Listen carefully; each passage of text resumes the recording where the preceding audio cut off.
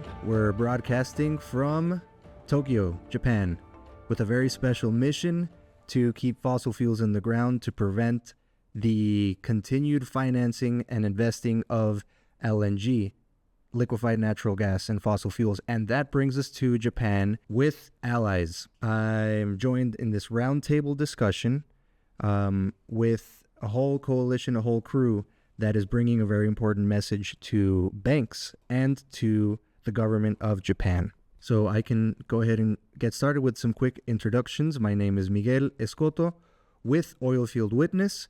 And in this roundtable, we have Sharon Wilson, director and thermographer with Oilfield Witness. Sharon, can you say hello? Hello. There's Sharon. No, konnichiwa. Even better. We also have Manning Rollerson, founder of Freeport Haven Project. Hello, Manning. How are you doing? Hello. You doing? I'm great. Excellent. We are also joined by Ayumi Fukakusa. Ayumi is Deputy Executive and Climate Campaigner at Friends of the Earth Japan. Welcome, Ayumi. Thank you so much for having me here. Absolutely. Thank you for having us. We also have from Friends of the Earth, Hiroki Osada, Development, Finance, and Environment Campaigner. Hiroki, how are you doing? I'm good, thank you. We have Jeffery Jacoby, Deputy Director at Texas Campaign for the Environment and Co-Director of Gulf South Fossil Finance Hub. Hello, Jeffery. Howdy, y'all. We have Kentaro Nunokawa, Japan Energy Campaigner with Market Forces. Hello, Kent. Hello. Let's get started with this very important topic, LNG. It is extremely important for the climate, for the survival of human civilization, not an exaggeration. LNG is liquefied natural gas, and natural gas is really methane gas. They cool methane gas to approximately minus 260 degrees Fahrenheit, and this reduces the volume to 1/16 of the volume before it's cooled. That way they can put it into tanks on a ship and ship dirty methane gas to other countries. The problem is they can't keep the liquefied gas cool on the ships, so it starts warming up, and when it warms up, it expands and it builds pressure in the tanks, and they have to release it. But it's invisible. But if you had an optical gas imaging camera on this ship, it would have big plumes of methane all the way across the ocean wherever it's going. So this is essentially a way in which the oil and gas industry wants to continue profiting from their drilling, right? They're drilling for oil, they get the gas, they want to make a profit out of that, and so they've created this entire mechanism through which to sell this gas. Right, and Japan has been a big part of that because Japan engineered LNG. And so what's happening is when they produce oil, the methane gas comes up with the oil. It's associated gas. It's a waste product. They don't want it. And they've produced so much of it that most of last year, most of 2024, the price for gas in the Permian Basin was negative, which means it cost them money to put it in a pipeline and transport it to the LNG terminals. So they're trying to create a market for this waste product so that they can make more money. So it gets drilled in the oil fields in the Permian Basin. It goes through a whole lot of pipelines and refineries until it gets to the Gulf Coast, like an export facility like that of Freeport, and then it travels the Pacific Ocean so that it can arrive to Japan and other countries in Asia. One correction. Methane gas goes through processing plants. Oil goes through refinery. There you go. So it gets all the way from there to here. So I'll ask, how common is LNG in the U.S. is this more of a recent phenomenon?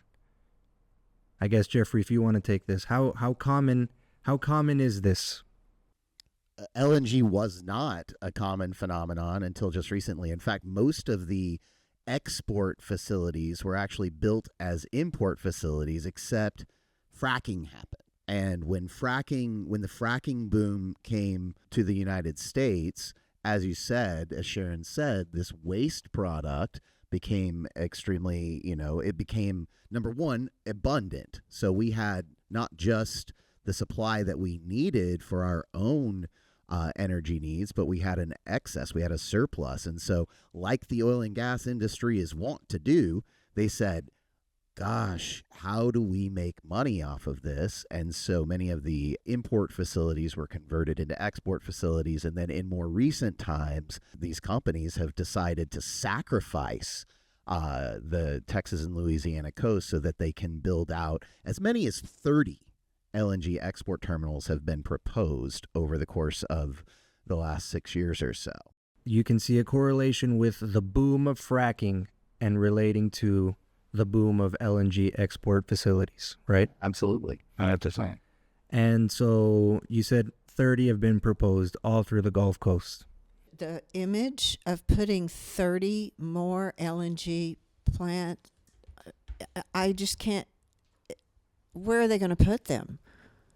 They're going to have to put them on top of each other.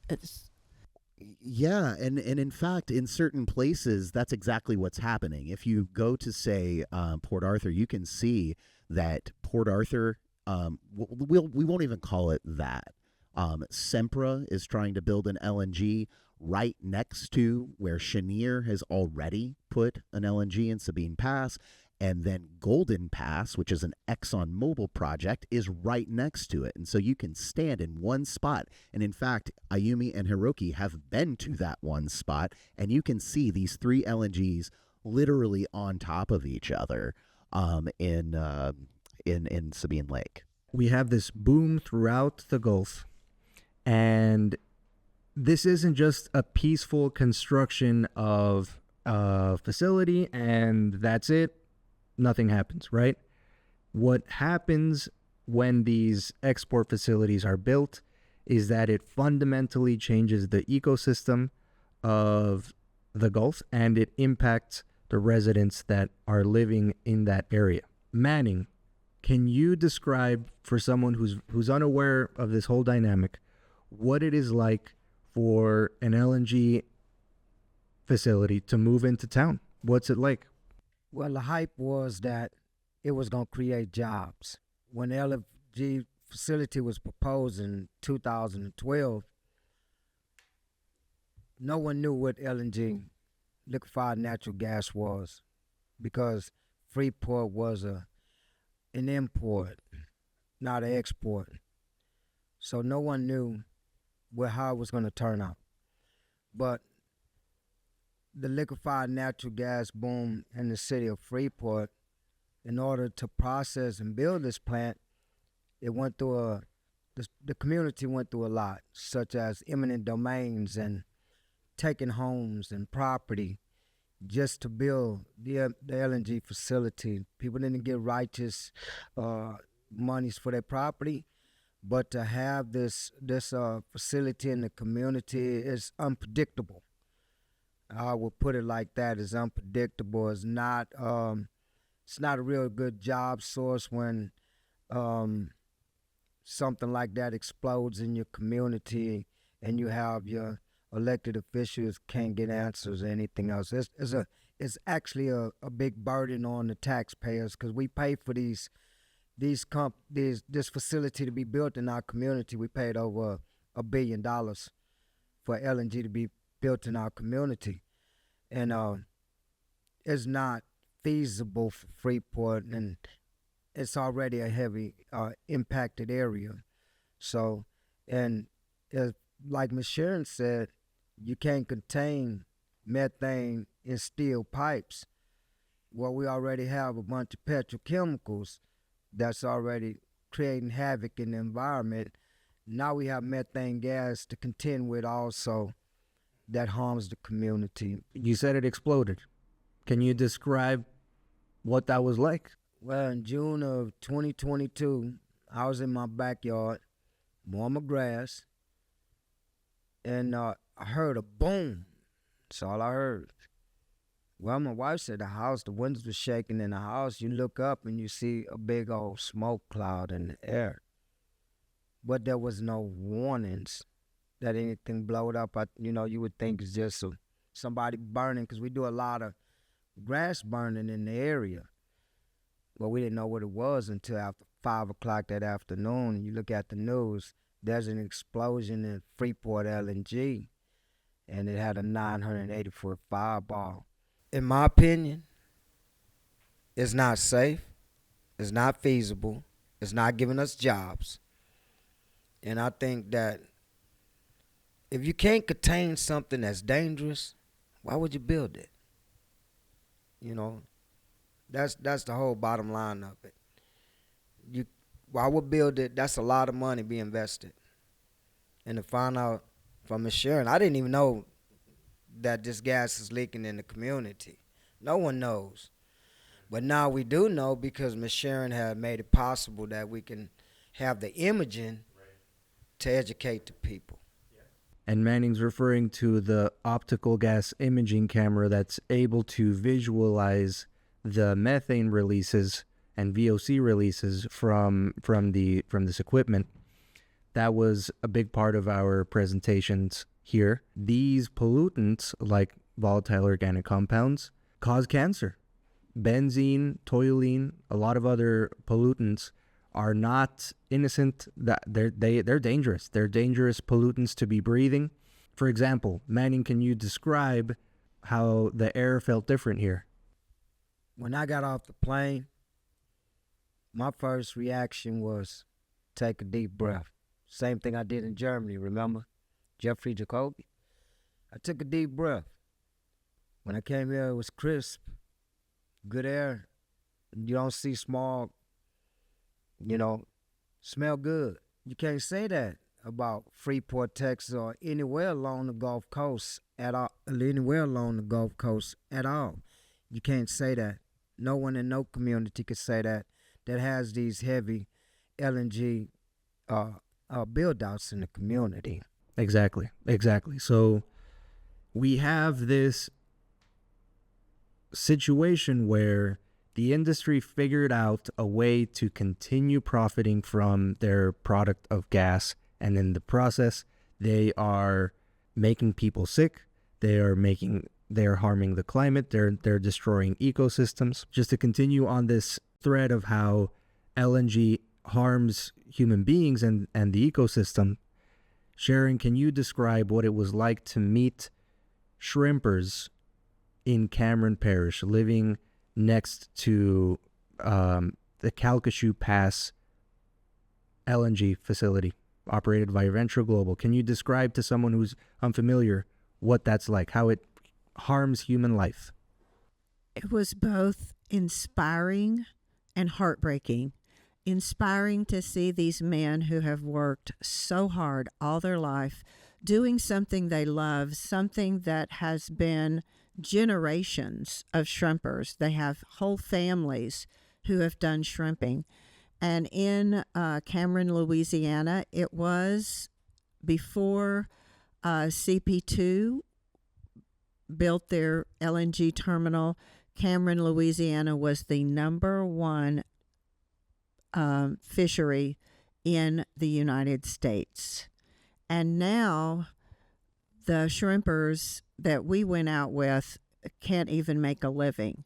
Before they built the LNG terminal, they were bringing in, the year before they built that, they were bringing in 1 million pounds of shrimp a year.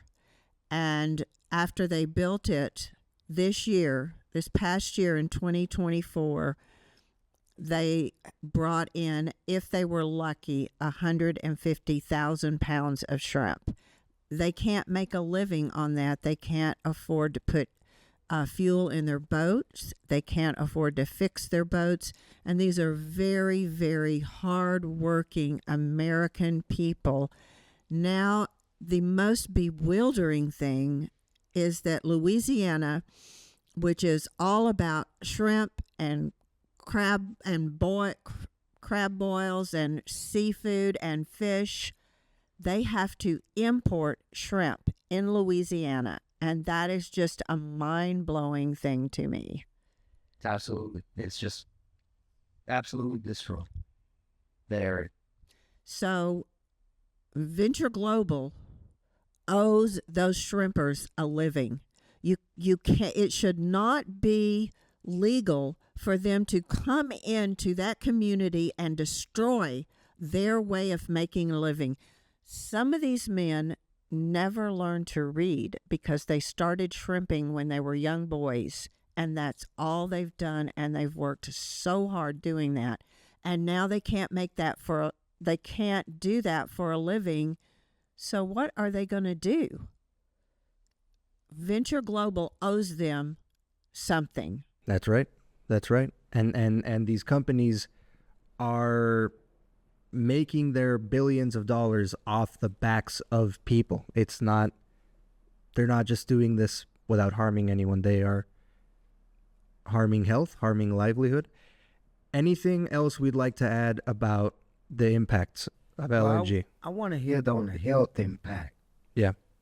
Because the health impact in the community that I live in, with all of these explosions in the city of Freeport and all these intentional dumpings, because they're not leaks, they are intentional dumpings because they're not maintaining their financial responsibilities by fixing it. But with the health impact, you got to look at the rise in cancer. You got to look at the rise in COPD. You got to look at the rise in the children with asthma. And in the city that I live in, there's 14 listed different types of cancer. And every child, a large percentage of the children have nebulizers in school. So it's a very risky thing to know that your environment is a toxic environment, and then to know that children are dying from the water. We done had 2 children die in Lake Jackson from water, polluting the water. And to go to these funerals over and over again from somebody dying from cancer, young and old, and to hear industries make excuses that is contained inside the facility, and the facility is an open environment. How is it possible? Somebody is accountable to these people.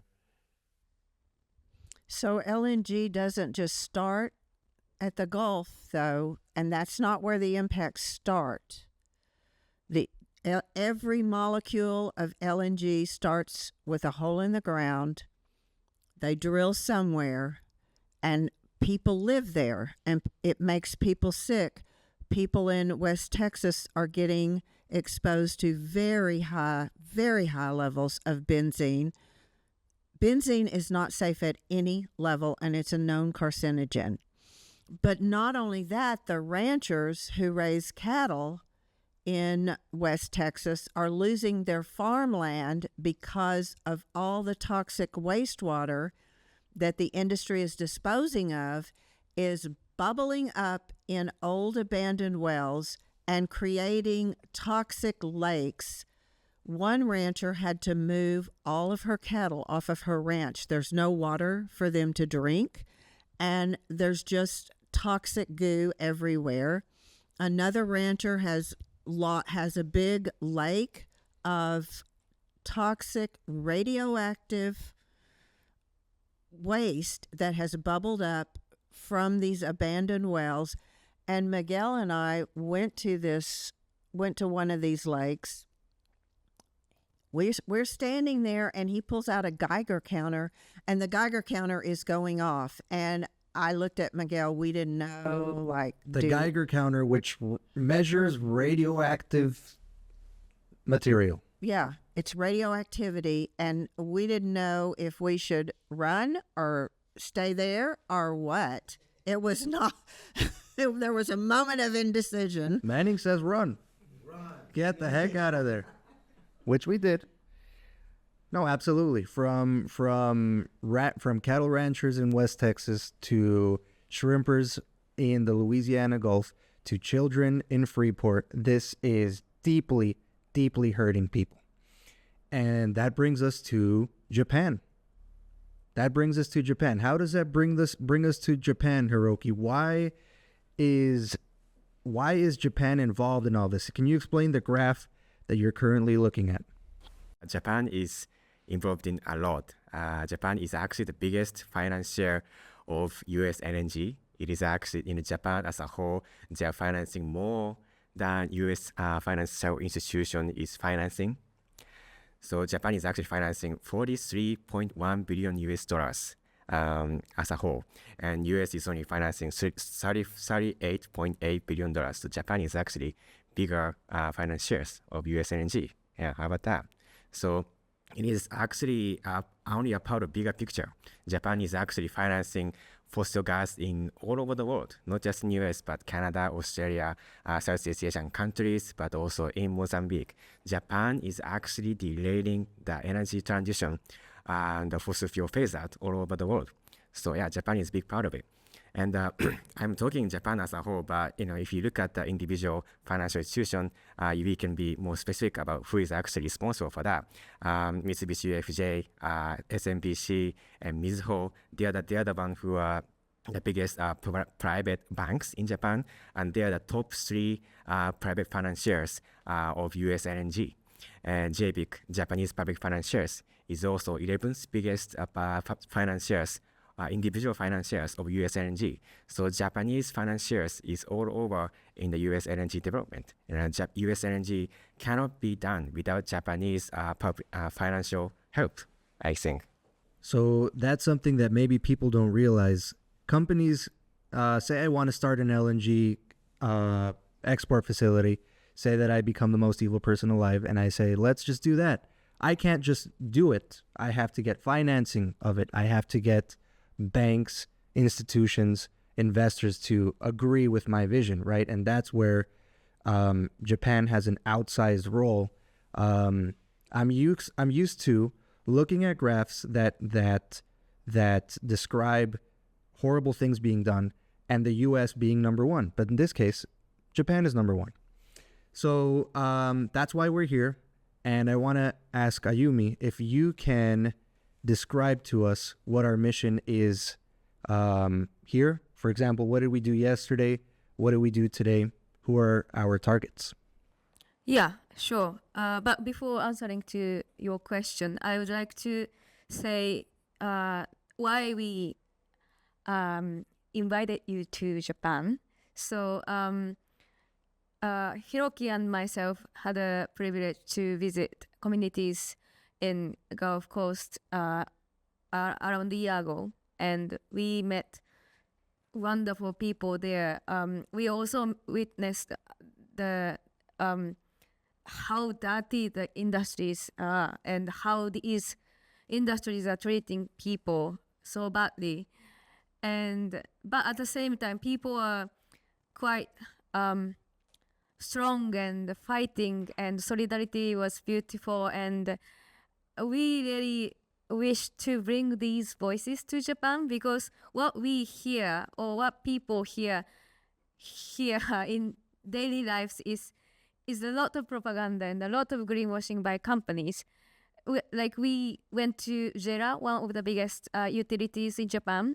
We did action in front of their building, and the JERA is saying they will make electricity without CO2. And what they are doing in reality is they invest a lot of money in LNG project in US, and quite recently they announced that they will import more LNG from US. So the part of the purpose of speaking tour is bring your voices to Japanese companies and investors and the government and the people to tell this is what is happening on the ground. And what we are hearing in everyday life or advertisement, it's a lie. It's what Sharon is telling us. It's a lie from the company.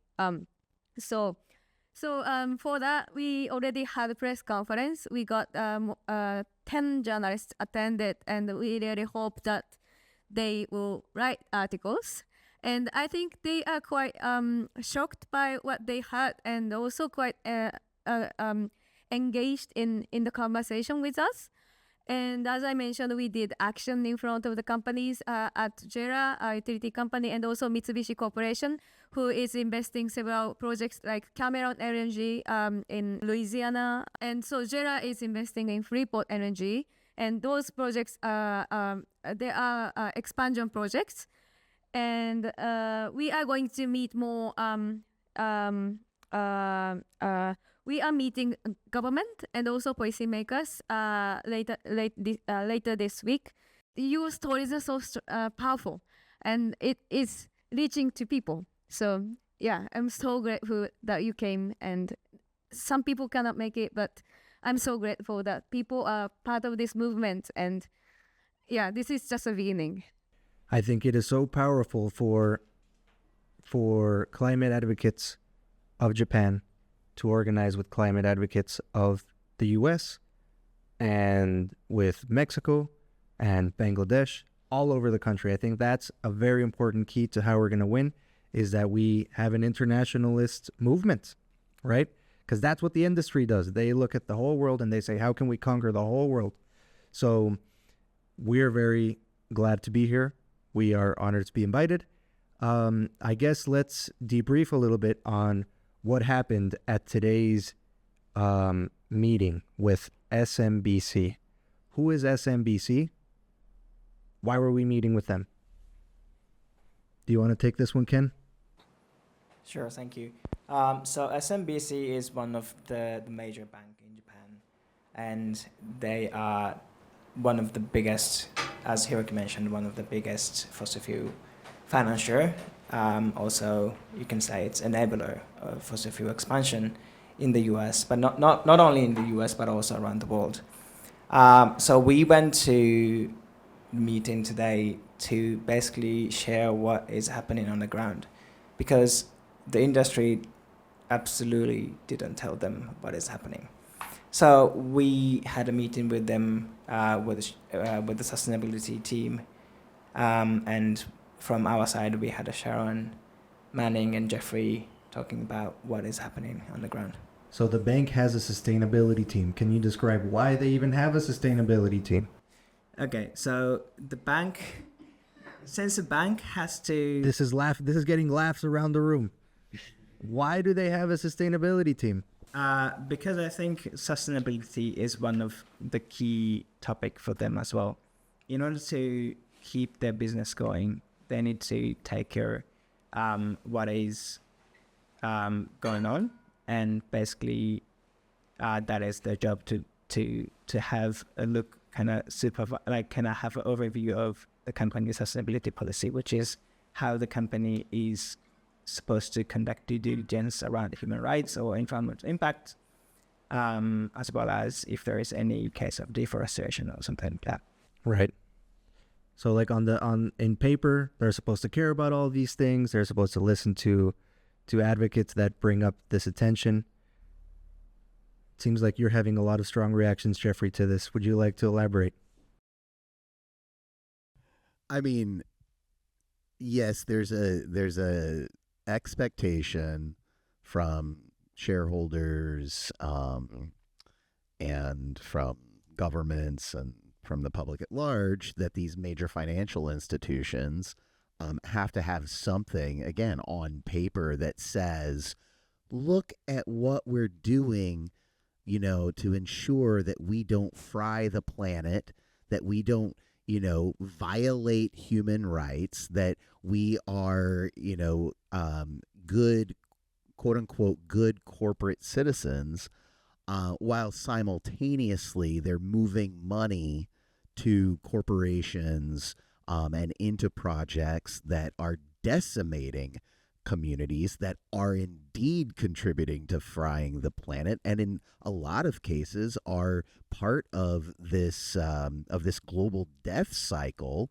that's perpetrated by the fossil fuel industry, fossil fuel and petrochemical industry. And so that's why the strong reaction is the banks want to look a certain way, but they aren't putting their money where their mouth is. In fact, they're putting their mouth in a completely different place than their money. So how did they respond? We went in there, we gave our message. What did they say? How did they respond? What do we think?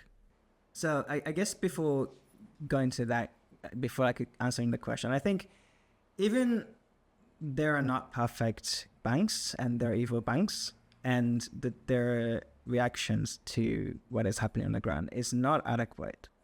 But the sustainability, I think it might be sustainability office team is, I think they are the people who are the most close to our opinions inside the bank. So I think that is kind of the optimistic side of like that we got a chance to had engagement with them to talk about what is happening on the ground. A point of entry, right? An open door. And a lot of the revenue producing divisions and directors won't sit down and meet with climate justice advocates or community activists. And so it is an open door. Absolutely right, Ken. So in the meeting, Sharon and Manning and Jeffery told the sustainability office what is happening and what is Sharon had a presentation about the OGI image, and that is something that shows the invisible and colorless into the image, and that was very powerful. And then I think the reaction was, I think they were surprised that what is happening on the ground. I think they didn't know what looks like at the terminals and right. Because the fossil fuel industry has done a great job to try to hide exactly that, right? So we went in there, we gave this presentation, and then the sustainability officer said, oh my gosh, we will now divest in all LNG projects from here and henceforth. We're just pulling the plug immediately after hearing this. No. Is that what happened? I didn't hear that. No. What happened? His words was, we're still gonna invest into the LNG build out, but he did show some kind of concern. Now I'll be honest about that, because he did show concern after watching Sharon's presentation. He did show some kind of concern in it, and he did, some of the statements that was made by some of the activists, it kind of blew him away, especially when I asked him about the impact and the contingency plan concerning the people that's deliberately, being dumped on, and what is the contingency plan for them. And they did explain that they have a risk assessment, but Mr. Jacoby say for the USA, and you can get on a computer and type in everything that you want to, but at the end of the day, who makes the decision that is as how would you say it? Who's going to make the decision that this is happening to these people, and how we're going to pay these people? How will we pay the community? Because number one, they're not going to pay 18,000 people, send them a check. They're just going to go put a building at your local high school or give $5,000 to your local museum. But the impact to the people, who's going to take care of that? And that's the main thing right there. Because when you have a risk policy, it's for harm to whatever, the product, or to the equipment, or to that human being. Even the insurance for them that work out there, that's a risk policy.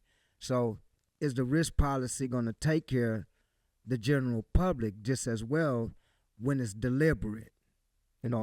And as we walked out after the meeting was over, that same gentleman approached me and talked to me. He said that it really caught his attention when I talked about the human impact, or the story of the human impact. Right. Absolutely. Absolutely. And that's the importance of us being in the room, trying to open their eyes about everything that the industry is not telling them, right? Ayumi, Hiroki, would you all add anything else as to how they reacted? Did it go the way you expected? I think I shouldn't say that's what I expected, but usually Japanese banks and companies are quite, what's the word, like dismissive to what the people are saying, and it seems they are listening to like companies and oil and gas industries more. But if we don't say it to them, they won't hear. So it was important. It was quite important opportunity for us that they listen to us. I mean, they saw Sharon's presentation. They cannot say, "Oh, we don't know that." They know now. So yeah, Sharon mentioned that know the better, then you do better. That's what we expect from them now. Like, their attitude is not like a good one. Like it's not it's not good. But at least they listen to us. So yeah, I hope they can take steps. Absolutely. Yeah. Absolutely. Miguel, Yeah. one thing, Miss Sharon, before I don't mean to cut you guys off. One thing, we can't just blame the corporations or the bank. We have to blame those elected officials who knows better. But it's all about greed and power and who's leading the world.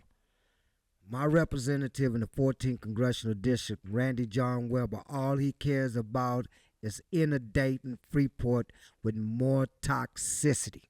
He knows what the percentage of poisoning and diseases is in the city of Freeport. He knows what the city of Freeport is. So you have to hold elected officials, your representative, accountable because they know what the impact is in the community also. Right. Sharon, you had something to add? About the meeting, I think that there was some genuine surprise and some concern. But at the end of the day, he went back to the company line. He gave their message, and he talked about what we presented as opinions. So I use a scientific instrument. It is described in the U.S. Federal Register as a scientific instrument, not a camera, an instrument. It's an instrument with an onboard camera. What I showed him was not an opinion, it was evidence. Really? And it is the camera, the instrument that I use is so powerful that I had to get a passport. I had to pay $1,000 to get a passport to bring that instrument into Japan. So it's evidence. It is not an opinion. Right. And I said that comment just joking around how they immediately said they're going to divest, because that's not how this works. When this works, it is the result of long-term campaigning and strategy and organizations running their campaigns. So I want to move on now to the tactic of finance organizing. Like I mentioned, a company can't just pop up and do their horrible thing. They have to get investors to make this happen. And I want to ask Ken and Jeffrey and everyone else if we can mention some examples of when this has worked, when the climate movement has targeted the financiers, the investors of a project to stop said project.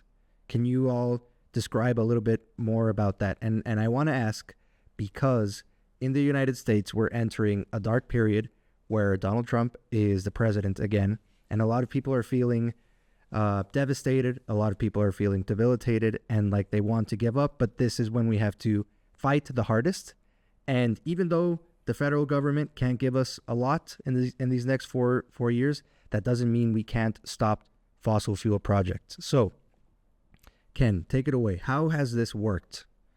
Sure. So I think it is very hard to say like 100% that is because of the campaign on financiers or the companies. I think sometimes there are like variables that affect the project, but I think so. In the past, I think in Japan at least, the LNG fight is just the beginning, and in the past decades, I think we had coal fight, and as a part of that, Japan, as similar to the LNG, Japan was investing in lots of coal around the world, and one of them was in Bangladesh.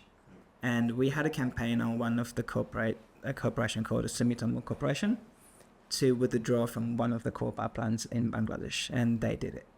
So that was a clear win for us. Absolutely. Stop the project. Yeah. And 1 or 2 years ago, Mitsubishi Corporation, they withdrew from one of the LNG projects in Pakistan. So that was also the win from in terms of the project fights.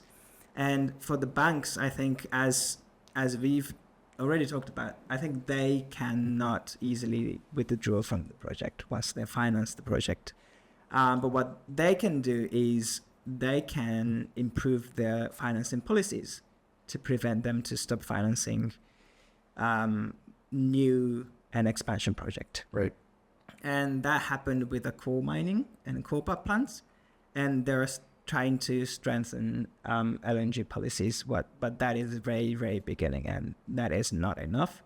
But they're trying to do it. And also investor wants to kind of strengthen disclosures, how the banks are assessing their clients' transition plan in order to meet 1.5 degree goal. So now the bank says, at least from disclosure, they say they will see whether the client has credible transition plan or not. There you go. And that's where we come in, right? Where we make the argument as clear as possible. We bring in thousands of people.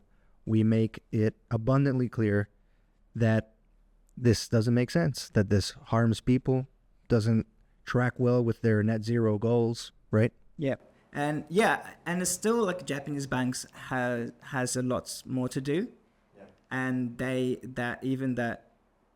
like assessing client transition plan is not mandatory. So like even if the client have failed to present credible 1.5 degree transition plan, banks can still finance the client. So that is not the perfect like policy, but that is a step.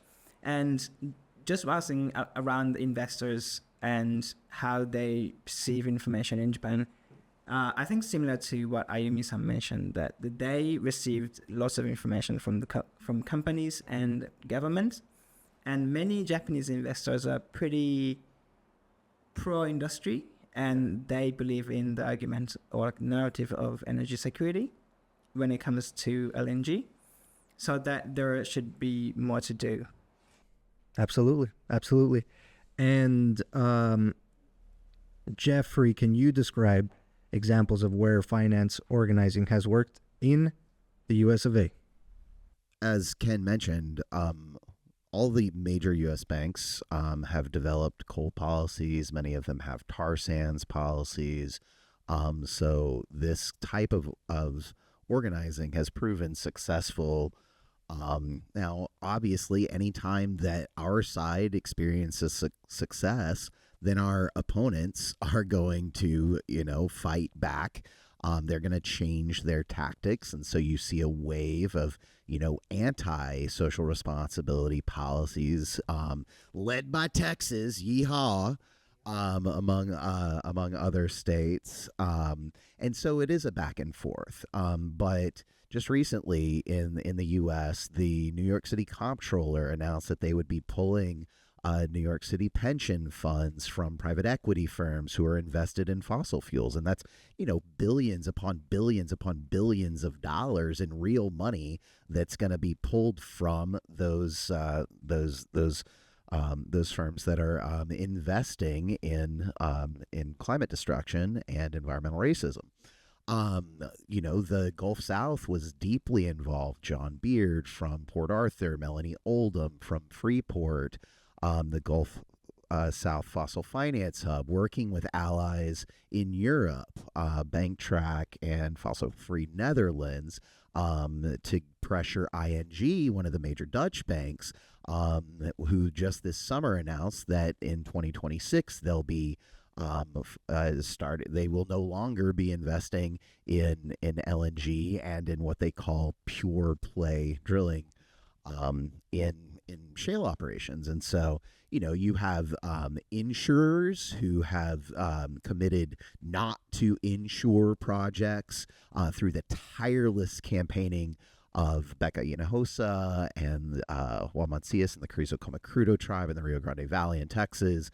French banks like Societe Generale have said the same. We will not be investing in these projects. I mean, you have, proof positive that this kind of campaigning works. And, when you go directly to the financial institutions, yes, there's a process. And almost always it starts with the sustainability officers and then, works its way up the chain.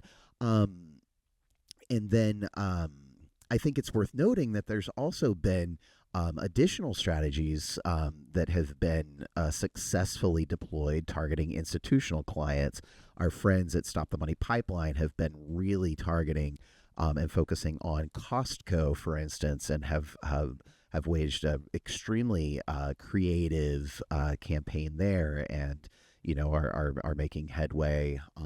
And again, there's a lot of different angles that we can go at this, and it doesn't rely upon the U.S. federal government. It doesn't rely on the White House. It doesn't rely on the federal regulators. And as Sharon knows, probably better than anyone in the entire state of Texas, we certainly cannot rely on our esteemed regulators at the Texas Railroad Commission or the Texas Commission on Environmental Quality to do a damn thing about any of this. And so, it really is looking at those institutions that have the ability to stop enabling fossil fuel and petrochemical development and to start investing in communities, start investing, as Manning said, in our future. So Trump's in office. We don't go home and cry about it. We fight more than ever because it's still possible, right? Okay. The other thing I want to end this conversation about is just how the world has a stake in ending this build out of LNG. Even if you're any part of the world that you are at, you have a stake in this. An example I want to draw on is Hiroki, if you can share the statistic about Cameron and Freeport regarding greenhouse gas emissions, because these are major sources of emissions. They're bombs for the climate. Yeah, totally. Yeah, it's often overlooked how problematic the methane emission coming from when it comes to LNG terminal, but also from upstream LNG gas fracking. We often talk about only about CO2, but it is methane actually the more potent, more global warming potential than CO2. So like if we calculate methane as well, like LNG GHG, like global warming. Sorry about that.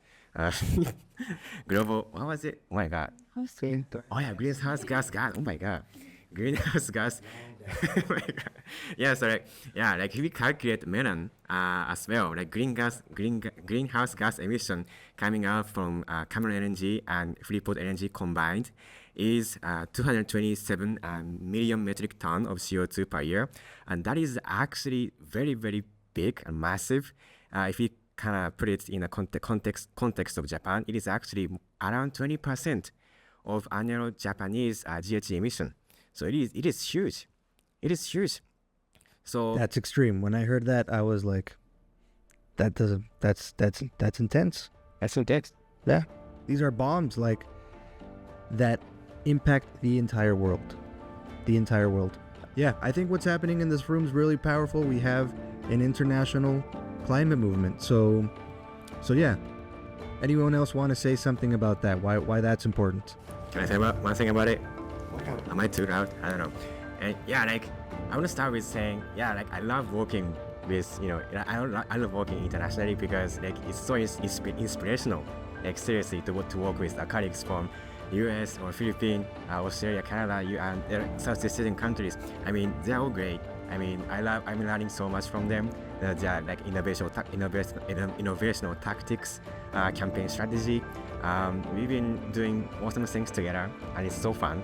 And I want to just keep going with you guys, and yeah, everyone beyond this room, and that's very valuable in and of itself. And I love being this. I love doing this show, and more like another side of it is the energy is. As everyone is saying, it's all over the world, and it's connecting kind of all over the world in a way. And US energy is coming from US and going to Japan, but also it comes to Philippines, and Japan is financing all over the world. It's all connected, so it's very important to kind of working together and kind of attacking this energy project and financing and policies from every approach. So it's very important to working together and sharing information and creating materials together. It's been fun and it's very effective, so that's why we're working together, I think. Till we win.